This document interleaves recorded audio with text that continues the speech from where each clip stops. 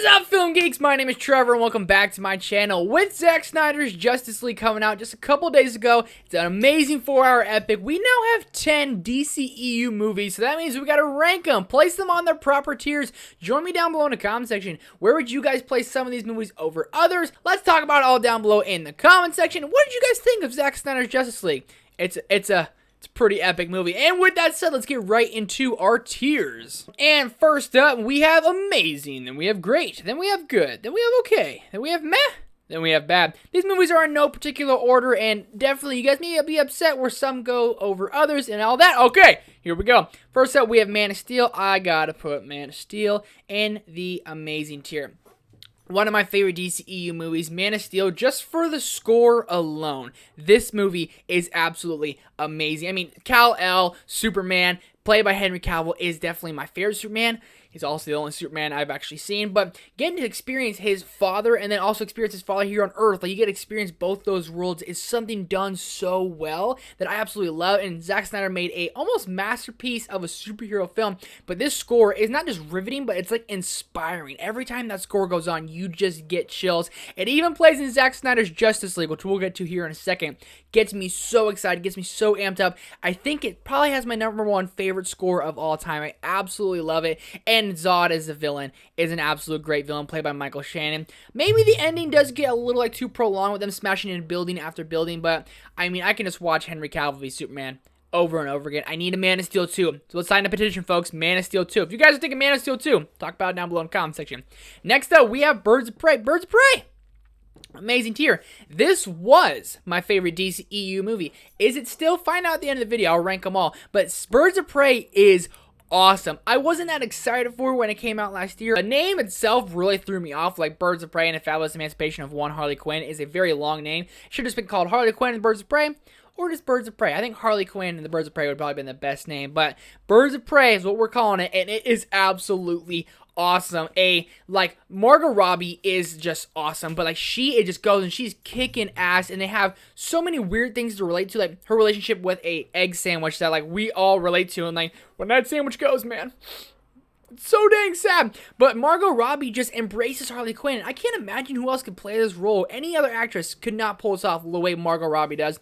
And one of my favorite DCEU villains, Roman Sionis, aka Black Mask, Ewan McGregor. I'm hoping he comes back, because, spoiler alert, he does die in the movie. I'm hoping some way, some shape or form, he comes back. A riveting, scary, nasty villain. God, he's so dang good. A fabulous movie. A little bit gory. I absolutely love Birds of Prey. It's very funny too. God, what a great movie. Gotta go watch it again.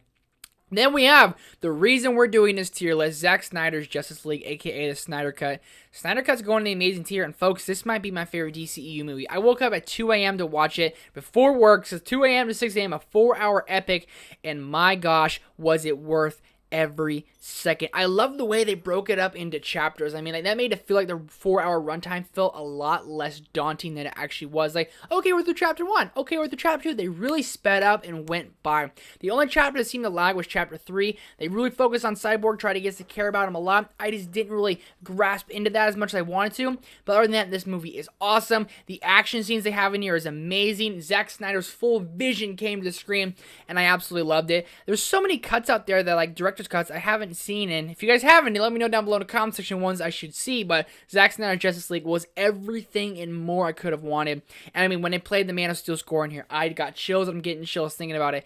And Black Suit Superman, my goodness. And this gave Steppenwolf, who was a mediocre villain in the Justice League, but when they got this movie, he became a great villain to me. He had motive, he had purpose. Why was he doing the things he was doing? We found out in this. And Darkseid was not in it nearly enough as I want him to, but man, what a villain. Release the Snyderverse. Come on, DC, Warner Brothers, don't be stupid. Bring him back. Let's do this. From 3 Amazings to Suicide Squad. Spoiler alert, I'm not putting them in bad. I'm putting Suicide Squad in meh. When I first saw this in theaters back in 2016, I actually loved it. I was like, dude, the movie's awesome. I saw it again in theaters. I was like, okay, I liked it. I saw it again in theaters, and I was like, okay, this movie's a little bit boring. I ended up buying it on physical media, and when I did that, I was like, okay, this movie's meh. It's not a great movie. It's not a bad movie. I have a good buddy, and Chris from Film Stocks, who this is his least favorite movie of all time. It's nowhere near that bad for me. I enjoy when I watch it. It's just, compared to the others now, it's not very good. Every time I watch it, I just like it less and less. I mean, I don't want to hate on it too much, but the Suicide Squad, you guys would put it like an abomination. Dislike the video if you disagree. Then we have Justice League. Joss Whedon's Justice League. I heard that joke before. Not taking credit for it, but Justice League. I'm going to put Justice League in meh as well. I don't hate this movie. I didn't hate this movie. That seeing Zack Snyder's Justice League makes me kind of hate this movie. I probably won't be rewatching this one anytime soon, but I always had fun with it. I knew it had problems, but like it was like a guilty pleasure of mine. A movie I knew had problems. I knew that wasn't very good, which is fun to watch. But man, the animation and CGI was god-awful, and Steppenwolf was just a villain doing things that had no purpose. We really had no idea what he was trying to do, why he was getting these mother boxes, what even are the mother boxes, who is Steppenwolf, what is his name. I literally knew nothing about this film. The Snyder Cut gave us all that, so just like, you know what? We'll leave him in meh. It might be bad when the Suicide Squad comes out later this year. Then we have Wonder Woman. I don't know Wonder Woman in the good tier. I like this movie quite a bit, but every time I rewatch it, I just like it a little bit less. My favorite part about this film is definitely Steve Trevor. Chris Pine plays his character so amazingly, and him and Diana's dynamic just works so well. And their little love story, like at first it doesn't seem very believable, but as the movie goes on, and when Chris Pine like sacrifices himself to save the Earth, save her, man, it hits hard. Patty Jenkins did a really great job with this movie. It's one, every time I rewatch it, I always go, I don't really want to rewatch it for a couple years, hence why it's in the good tier. Then we have Aquaman. I'm going to put Aquaman in the good tier as well. This is like cheesy family fun for everyone. That's what I call movies like this. It's cheesy. It is extremely long, about 2.5 hours. Not as long as the Snyder Cut, but it's a long one. But it's cheesy, and it embraces it, and it's Jason Momoa. Basically, it seems like he's just being Jason Momoa, having fun, and that's what this movie is. Like, if you don't like this movie, it's like, come on, you don't like fun. And not liking this movie is like not liking puppies or roller coasters. It's just fun. That's all it's meant there to do. It's not a groundbreaking comic movie. It's just a fun movie that has some really good visuals. As the movie went on, the visuals kind of went down. The transitions went down, but their transitions in the beginning, James Wan did an immaculate job. Jason Momoa is awesome. His battle with King Orm and the land versus sea, all of it. I love it a lot. I have not rewatched this one in a couple years. Need to go back and give it another visit. Then we have Shazam! Shazam! Great tier. I always put this one in the good tier, but I'm feeling like it's going in the great tier today. Not really cheesy with this one. This one's like just awesome. I mean, like this kid who ends up becoming like an adult and a superhero, watching that happen is really, really awesome. I mean, the action in this is great. This young cast is so good together. This movie's funny, it's hilarious as all hell. Zachary Levi is just great as Shazam. The only complaint I had is that when Billy was a kid and then when Billy was an adult, he like that just didn't add up. When he was an adult, he was fun, he was cool, but when he was a kid, he was like this kind of almost like embarrassed, kind of like angry kid, and when he was more Shazam, he was like, this is awesome, all fun. I wish they kind of did work with that a little bit better. That's a nitpick in the scheme of things. Shazam is damn good. Wonder Woman 84. I'm putting Wonder Woman 84 on a meh tier. I mean, when I watched this last Christmas, I did watch it on Christmas Day, so take that with a grain of salt, but when I watched it, I gave it a 7.5 out of 10, but the more I thought about it, I was like, nope, didn't like that. It's about a 5 out of 10 for me. I need to give this one a rewatch, but it's just, I wanted to resonate with it. I wanted to love it, and I just didn't. Bringing Chris Pine back, I felt was a big mistake because like it felt like it had no payoff. And when they brought him in and took him out by the end of the film, you're like, it kind of seemed like he was just to be there to crack some jokes and kind of give Diana a little bit more of like a chemistry with the character on screen. Wonder Woman 84, it's not the worst. I know lots of people love it, but to me, meh. Then we have BVS, Batman v Superman. So when we talk about BVS, I only talk about the Ultimate Edition because, all honesty, I don't remember the theatrical edition. So, BVS Ultimate Edition.